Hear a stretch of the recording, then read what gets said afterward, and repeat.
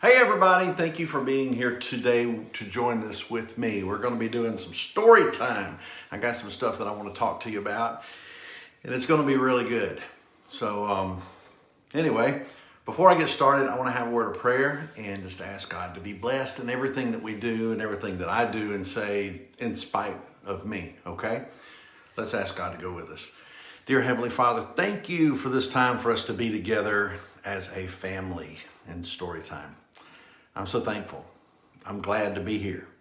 I really am. And I thank you that you gave me the opportunity to do so. So Father, we put it in your hands. We ask you to be glorified in it and through it and in spite of all the things that may try to distract. In Jesus' name I pray. Amen. Okay, well, it looks like we got some folks coming in. Hey, David, what's up, James? Good to see you guys.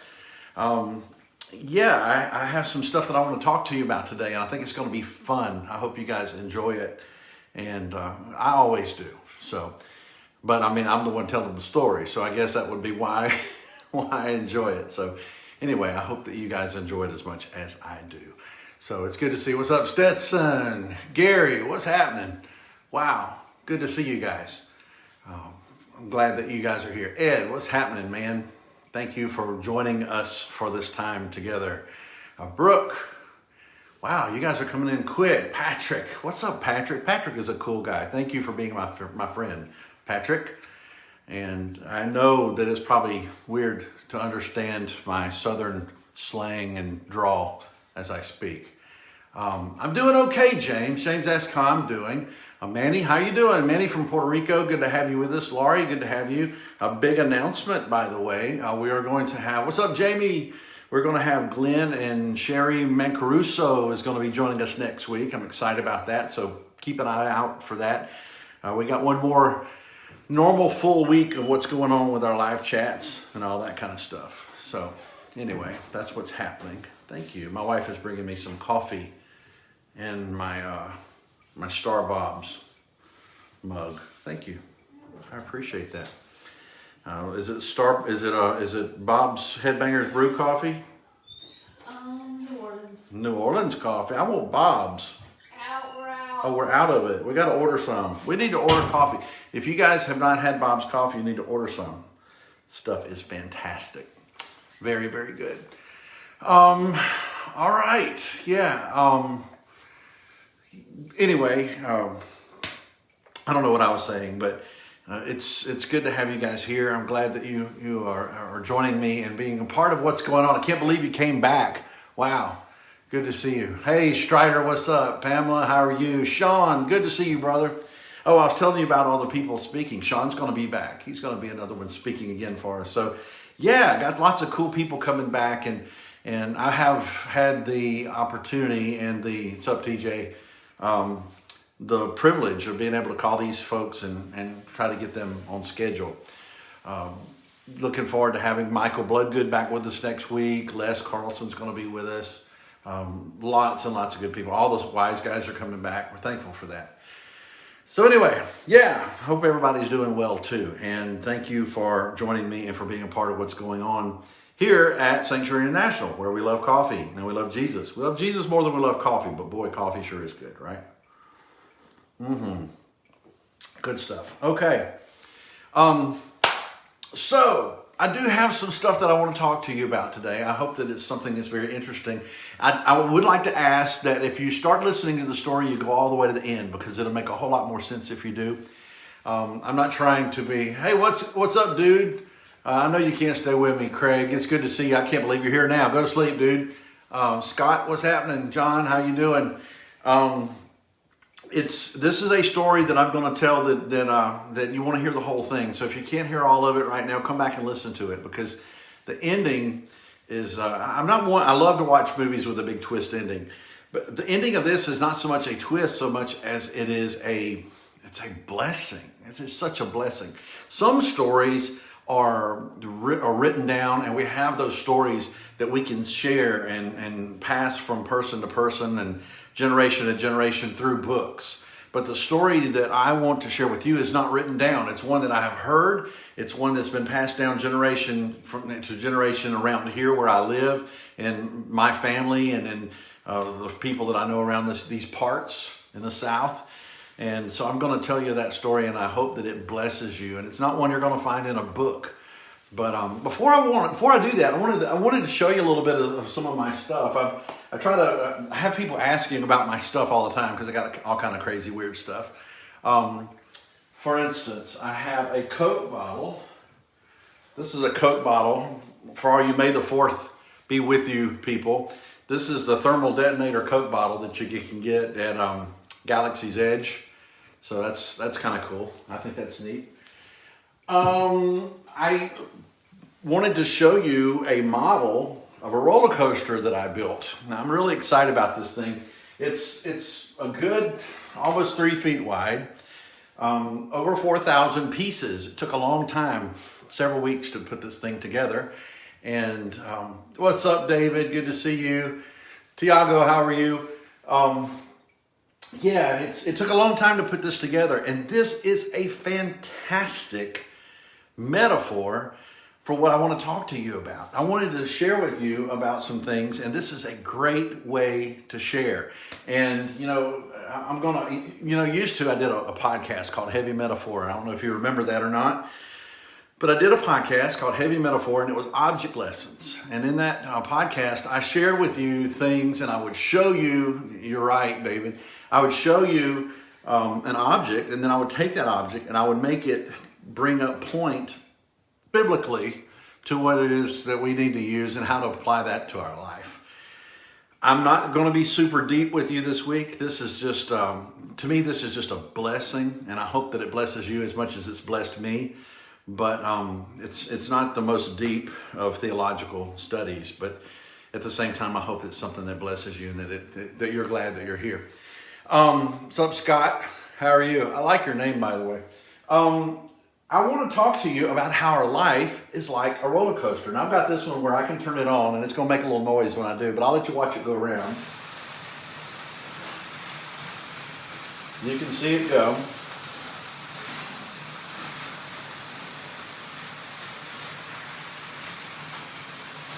And that's pretty much how it works. It goes around, pulled by a chain at the top, and then it rides its way back down the track. I want to talk to you and use this as a metaphor of life, and then I'm going to tell you a story that I hope knocks your socks off like it did mine. What's up, Erica? Good to see you. First of all, we know who is the way, the truth, and the life, and I have something right here that I want to show you. And this is a Lego ticket. I don't know if you can see that or not, but it is a Lego ticket. The roller coaster has a ticket booth that these little roller coaster riding guys can get whenever they walk up. They can buy a ticket. It's really cool. Little toy for pretend, but the model of it was not for little kids. I'll just tell you, it was a difficult model to put together. The ticket for our life, the ticket that gets us on board with Jesus, the ticket that gets us in the train is Jesus. Years ago, there was an old song. Do you remember the song? Jesus is your ticket to heaven. That's true. And Jesus is our ticket, the cross. Because of the cross, we're able to, by the way, anybody remember who did that song? Anybody? Because of the ticket, we're able to get into the train. Now, I have in front of me here one of the train cars. This is a little Lego roller coaster train car. And it's made to put the little man in. And whenever you put the little man in here, let's see, I'm going to get one. This is such a funny little thing, too, because you have the little man that you put in the train car. I just think this is hilarious. When you put them in the car, like this, see, there she is, see? You put them in the car, and then it pulls down. In fact, you got to get her arms up out of the way. But it pulls down. By the way, y'all see her face? Let me show you. Can you see her face? She's excited. She's in the train car. She's ready to go. She's excited. Now, whenever you put her in, you can lock her in place with the little lap bar. Now, you know, when you get in a roller coaster, we all have a lap bar that we have to put on, because if we don't, we fly out, right? Well, Jesus is our ticket, but he's also our security. He's our lap bar. He holds us in place, see? Now look at her face. It ain't happy no more. She's scared. Why? Because she's on a roller coaster. You ever been on a roller coaster and the exhilaration of a roller coaster?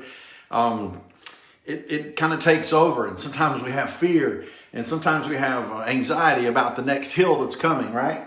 Well, that's what's going on with this little gal right here, right now, as she gets on the roller coaster. And you notice I stopped it at the top of the hill, and I'm going to turn it back on, and I'm going to let it go on its way. And then as it comes to a stop at the station, we notice that that train car goes round and round and goes up and down over hills, all those things. I want to look at different aspects of this in preparation to tell my story today. Is Jesus just as good to us at the top of the hill as he is at the bottom? Well, sure he is. Sure he is. I'm a firm believer that God is so good to me, and the total security that he gives me at the bottom of the hills of my life as I am at the stuff that he's done for me at the top. I remember when I left the last position that I had at a church, and at that point I was really burned, I was really hurting, and I said, blessings to you, Dave, thank you. I was really hurting, and I was really bummed and having a hard time because I had just left the church and I didn't know what to do. All I knew is that I was on this roller coaster ride and I was holding on for dear life.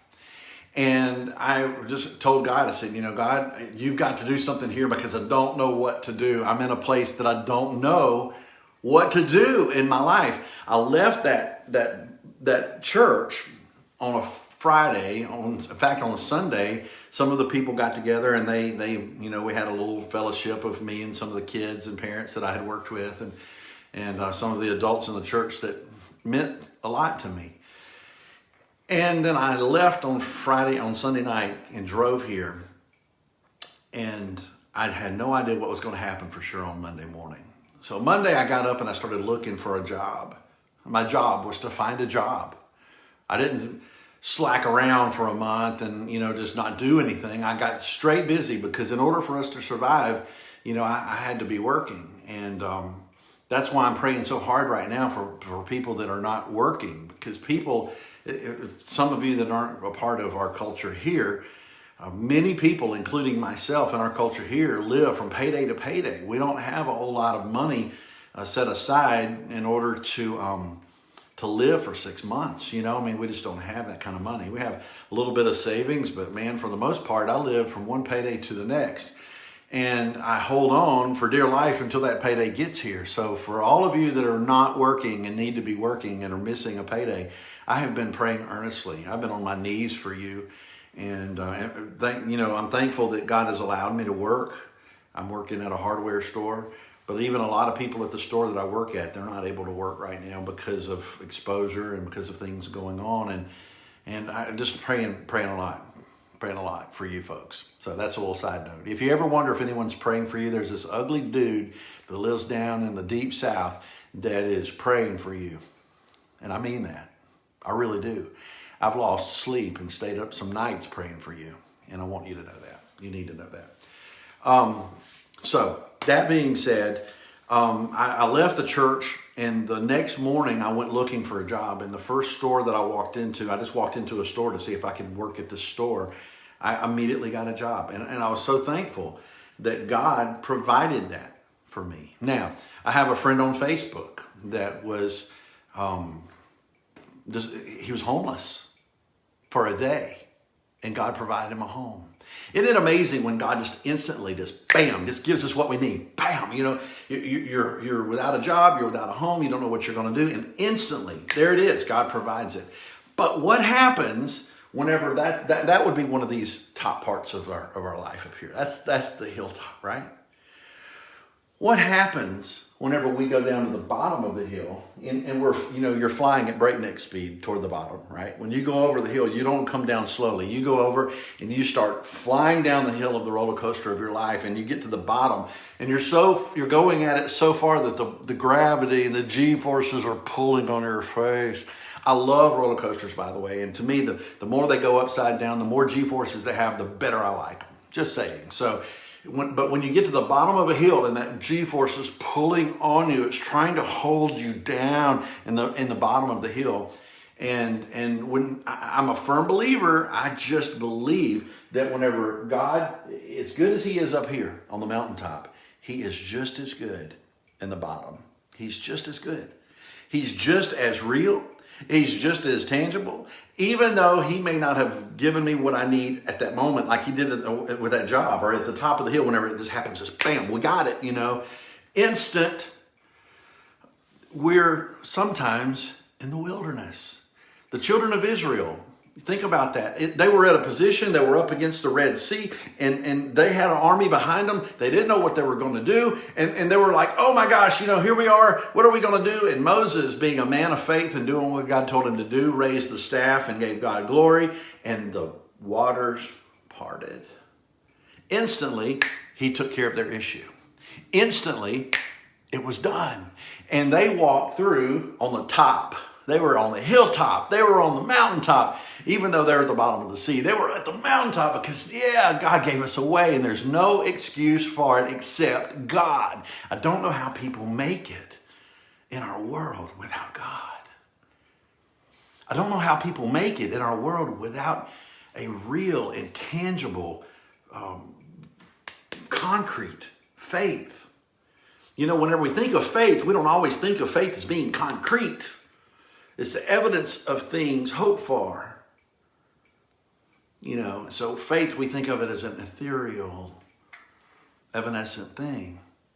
But it's not. Faith, for me, is a real, tangible thing that I feel in my heart. I feel it, I know it, and though I can't pull it out of my chest and show it to you on camera right now, I know that it's there.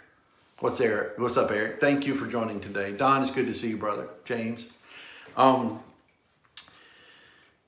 My faith to me is as real as that object that I'm holding up in my hand.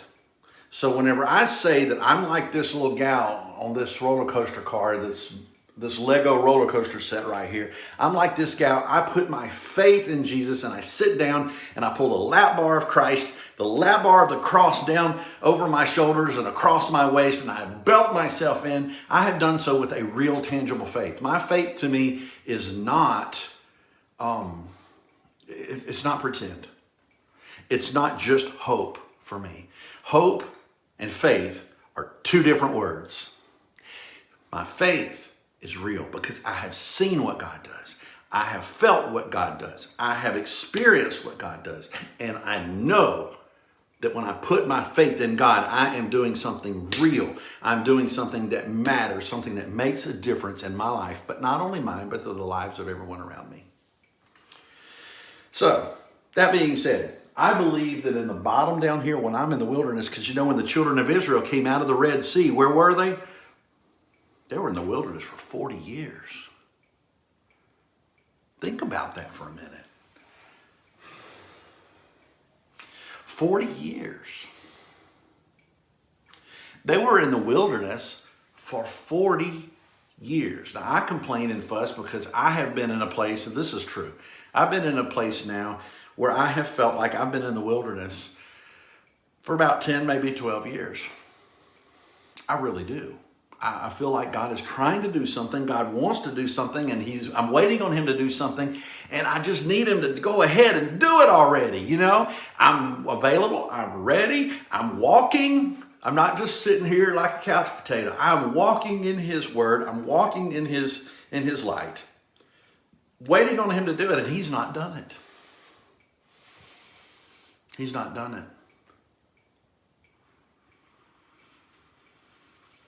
Is God just as real? Is God just as loving and secure in the wilderness as he is in the bottom dry ground in the middle of the Red Sea? Yes. I can tell you with a real What's up, Matthias? I can tell you with a real, true, I can look you in the eye if you were sitting right here in front of me and tell you that it's not just a game for me. It's not just a hope for me. My faith is real. It's real. Even in the wilderness. Now, my face sometimes may look like hers. Look at that. Bless her heart. She got her arms up in the air, but she's got that little security thing going right there where the cross is holding her on the ride. I'm on the ride. I've got my ticket. Jesus is your ticket to heaven. Did anybody ever say who did that song? I'm ready. I'm holding. I've got my security of the cross. The cross is enough for me. It holds me in place, and I'm ready for the ride. And I even, sometimes at the tops of the hill, and sometimes even going over the hill, I got my arms up in the air because I fully trust that is going to hold me in place. I have full faith. I have full faith. So, why can I look at you, Pamela, and say, don't be afraid? Because Jesus said so. Jesus said, fear not. Jesus said, what's up, Jason? Good to see you, Jay. Jesus says,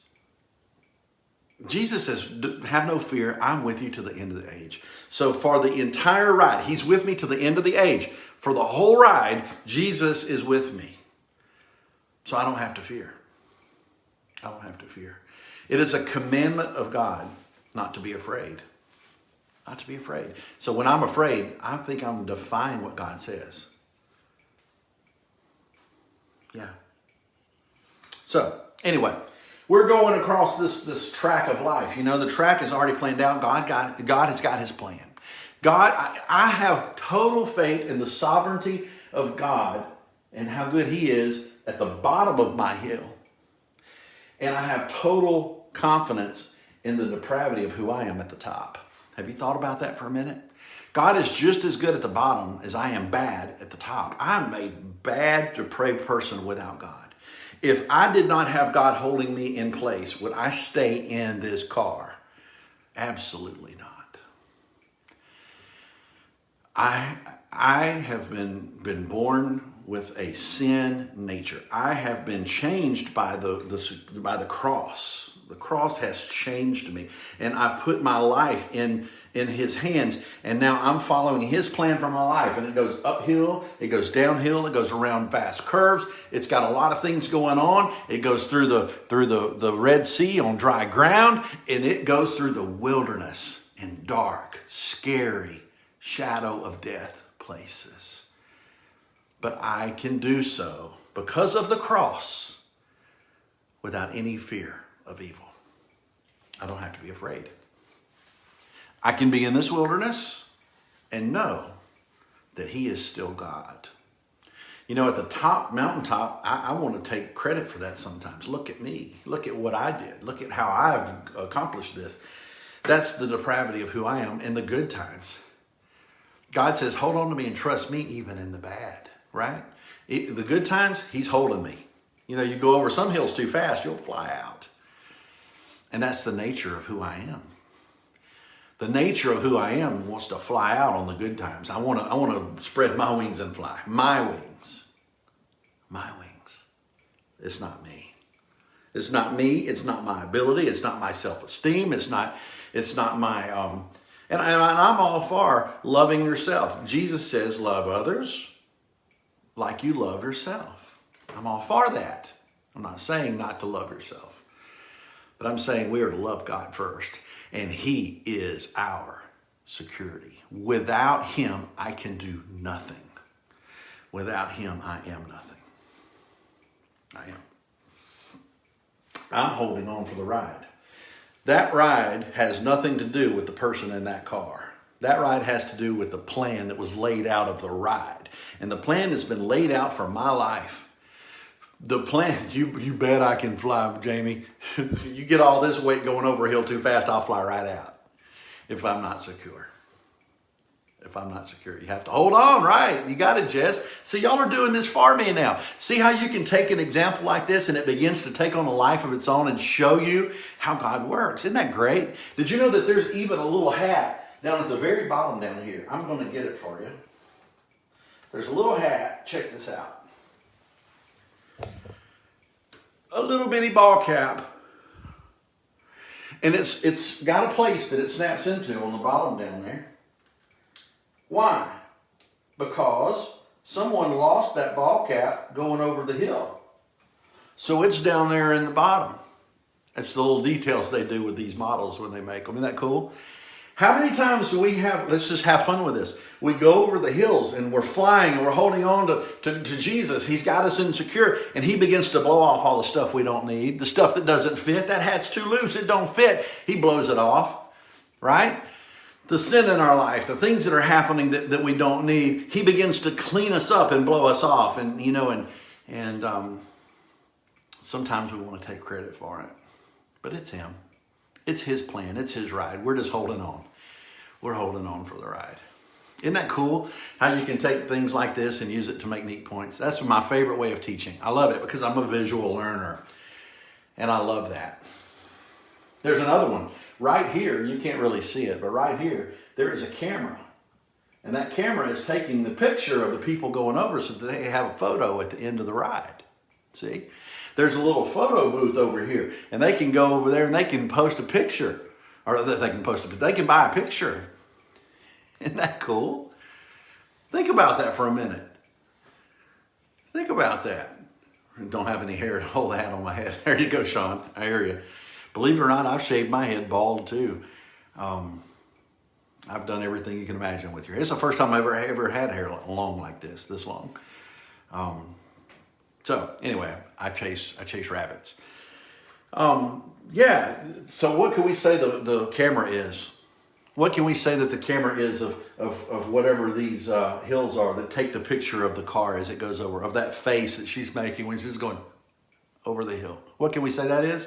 In my life, that camera has been memories and times that I've learned and grown. I've gone back to times whenever I've gone over hills and I've remembered that. It's like a photo in my mind and I remember what happened and I remember how I was going and how it felt and it kept me from doing it again. Kept me from doing it again. How many people ride big, fast roller coasters and they got that photo and they're glad to have it, but they won't do it no more, you know? Yeah. So, get how this works. Isn't it kind of cool? Yeah?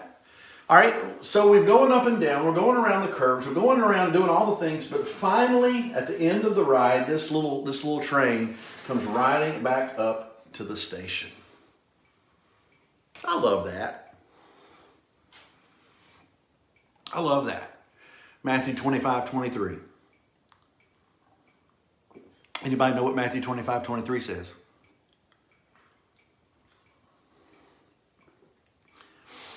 Well done. Well done, my good and faithful servant. You did good. You did good. You held on to the end. God, and I'm about to tell you my story now, okay? God had the plan for the ride all along. You bought the ticket. You got into the train. You put the security of cross on. You held on. You had ups. You had downs. You had curves. Some that you expected, some that you didn't. But in the end, the train pulls into the station. And you get off that train. And you have the master standing there. Well done. Well done, my good and faithful servant. You held on to the end. You persevered. You did it. Actually, Jesus did it, right? We just held on for the ride. God is so good. God is so good. Hey, Michael. What a great story that is, right? I just love that. I love that about our God. Ups and downs, curves, hats blown off. But you know, there's another part of it. waiting to get on the train. There's a little line right here. There's a queue line of these little people, and they're waiting to get on the train. And they're watching our faces as we get off. Think about that. They're watching our faces. You ever gone on a roller coaster? And those of you that have or haven't, I'll give you my experience. You get on that roller coaster, and how am I doing? Okay. You get on that roller coaster, and you're really nervous about it because this thing looks huge. Part of it you can see the track. Part of it you may not be able to see. Maybe it's inside or underground, and you don't know what to expect. So what do? You stand in line and you watch those people that get off the ride before you.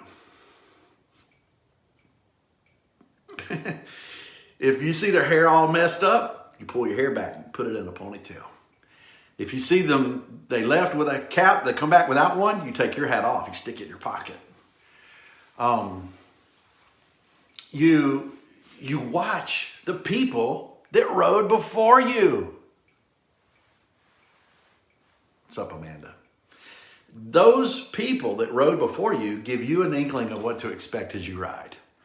So when I see people getting off the ride and they are pumped, they are so excited about everything, and they're holding on, and their knuckles are white as the train pulls in. I'm like, yeah, this is going to be great. It's going to be great. Folks, I watched my grandmother. I was a child, and I saw my grandmother as she passed away with a smile on her face. I saw my father after he had just passed away. I saw him laying there with a smile on his face. I can do this. I can ride my ride to the finish, white knuckles and all. Yeah. All right, I'm going to tell you a story. Put on your seatbelt. Pull that bar down because this is good. All right, late 1800s, there's this man that has got a little boy. Little boys, I think, and this is true. True story, okay? Some of it I'm unclear on, but I can give you the basic gist of it. You're going to get it. Late 1800s, he has a little boy. Little boy is roughly 6, maybe 5 years old. He's an Indian. The little boy's an Indian, okay? And he has no recollection as an adult of what his name was when he was a little boy because his name changed. But here's how that happened. You've heard the story of Joseph being thrown into the pit and being sold into slavery. Well, that happened to this little boy right here in the South. In the deep South, there was this man, and he was doing a cattle drive from Texas to Atlanta to sell cattle. And they were on, and this is in the late 1800s, they're doing a cattle drive down the cattle trails, right? Okay. So that's going on. On the way back to Texas, he comes back around through these parts, and he meets this man who is a raging alcoholic. And he's full-blood Cherokee Indian, but he's a raging alcoholic. He was in the South because of running from the government during the Trail of Tears and all that stuff, and that I won't get into. But he was here. He had a little shack that he lived in, and he had 3 children, 2 girls and a boy. And that man, that alcoholic man, approached this cattle driver that had come through the town, and he asked him, he said, "What can I do to get something from you?" So he wanted alcohol, right? The man said, "Well, I'll tell you what you can do." He said, I'll buy your boy from you. So a transaction was made for this 5-6-year-old little boy, little Indian boy. He bought him from his alcoholic father, which was probably a real good thing because his alcoholic father, I think, was very abusive from the stories that I've heard. He bought the little boy for a cart and a mule. A cart and a mule for the life of this little boy. Much like Joseph, he was taken off into a land he never knew. He went to Texas. This little boy was brought into a ranch, and he was put to work there. Legal slavery. He was put to work there, and And he basically worked as a slave for this Texas ranch hand. The Texas ranch hand was Jenkins, or the Texas rancher, the owner. His name was Jenkins, okay? Everybody, they just called him Jenkins. Well, the little Jenkins brought the little boy into this big slave quarters, where all of the people that worked for him on his ranch lived. And he asked the guy that was kind of over all the ranchers, his name was Evans. He says, I want you to raise this boy and make a fine rancher out of him. So Evans went to work with this little boy, taught him everything he knew, how to raise cows, how to raise cattle, how to raise crops, how to do everything he could do as a rancher, how to build fences, how to mend fences, how to do whatever it was that a rancher needed to do. And for the rest of his young life, until he was 21 years old, this little boy grew and he became a fine rancher.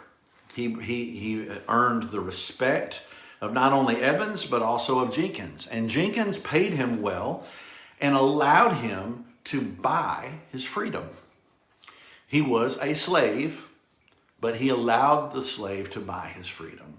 He said, look, when you're 21, if you want to go off on your own, you can buy your freedom. And he did. The little boy bought his freedom and moved back to the South, around these parts where I live. And he was still Indian. He was still a rancher. He was still a farmer, so he started his own farm. But one thing that he came back from Texas with is he came back with a knowledge, a saving knowledge of Jesus Christ. Part of living in that ranch, part of being a part of that ranch house working with Evans. Evans was a strong Christian. Evans wanted to instill in this little boy the concept of Jesus and the cross and what he did for him. And as a result, the little boy became a Christian at an early age. And part of the requirements of being a slave for Jenkins was that you went to Sunday church. So he went to Sunday church all those years. So whenever the boy came back, he didn't come back to the house of an alcoholic. He didn't come back to a shack in the woods. He came back, he built a little farmhouse, he built a little farm, and he went to church. He found a little church, he started going. There were other Indian people in the area. He found a young lady, and he married that young lady. One day on the way home from church, in his horse carriage, he was riding home from church with his wife. He met this old man on the side of the road. Like I said, this is a true story. The old man was begging for money for alcohol. Who do you think it was? It was Dad. It was his father. So the boy, he was not recognized by the old man. The boy picked up his father. He took him home. He washed his clothes. His wife fed him. They doctored his wounds. And he introduced himself to this man as Evans Jenkins. He took on the two names that he had learned whenever he was sold into slavery. This man is still known to this day, memorialized as Evans Jenkins. All of his children were Jenkinses. And he's known in the story, all of these stories, as Evans Jenkins. He finally told the man who he was. The man, in awe, of course, couldn't believe it. The man did not live very long, but he cared for that man until he died. He cared for his father. Why? Because he knew that's what God would want him to do. And then that man became, in his home, became a Christian. He broke the chain. He became a Christian leader of the house of Jenkins. He changed the name from whatever Indian name it was that we don't even know to Jenkins, and he began a new Christian heritage in a family that had nothing but a heritage of alcoholism, slavery. The two sisters of Evans Jenkins, the boy, had been sold as slaves as well, he found out later in life, by the same father to people in New Orleans to become prostitutes. And both of them had died from STDs, sexually transmitted diseases, in New Orleans. So the only living, surviving member of this Indian family was Evans Jenkins, changed his name and began a brand new life. What a beautiful story. That man was my great-grandfather. Evans Jenkins was, now we're not talking about great, great, great, great, great. We're just talking about my great-grandfather. We're not talking about that many years ago.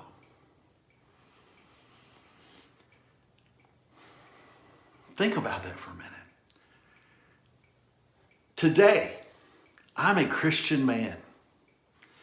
And the man that I am, the Christian that I am, could possibly be a direct result of what happened in the life of a little Indian boy sold into slavery who learned about Jesus.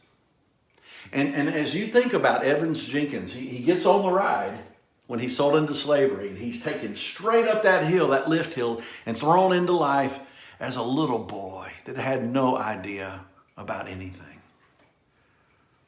No idea about what's going on in his life. No way of knowing, no way of understanding what he was getting into. And he's going up and down these hills, and he's living this roller coaster life.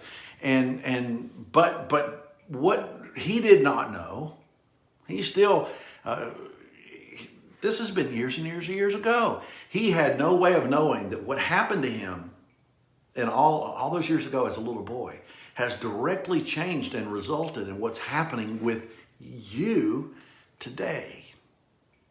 Think about where you are in the world. Where are you guys at? Put your location, comment your location. I want to know this as a testimony to Evans Jenkins. This man's life changed his family, changed who I am, and I could be a direct Christian first because of Evans Jenkins. I'm a Christian. Secondly, I'm speaking to you wherever you are. I've already seen people say they're from Puerto Rico. I've already seen people say they're from all over the place, right here, close by even. And my wife is watching from the other room. But the message that I'm telling you today is happening because of a man that was sold into slavery as a child and is reaching people all over the world now. What seemed like the bottom of a hill, Kansas, wow. Oklahoma, wow. Look at that, Iceland, right?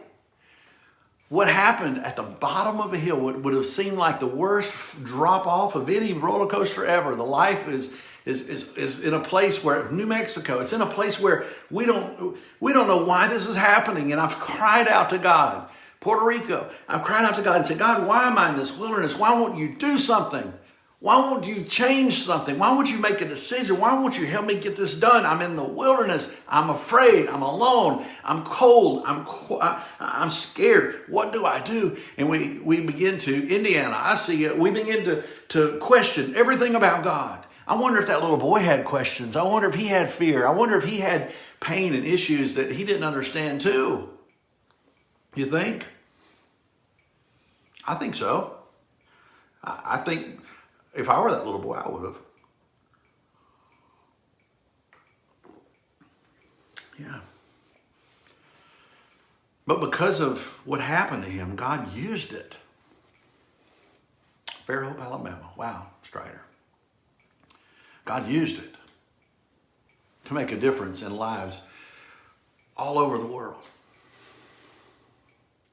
I think when I look at this roller coaster, and I look at it as a model for a life, this is a lot of fun for me to put together.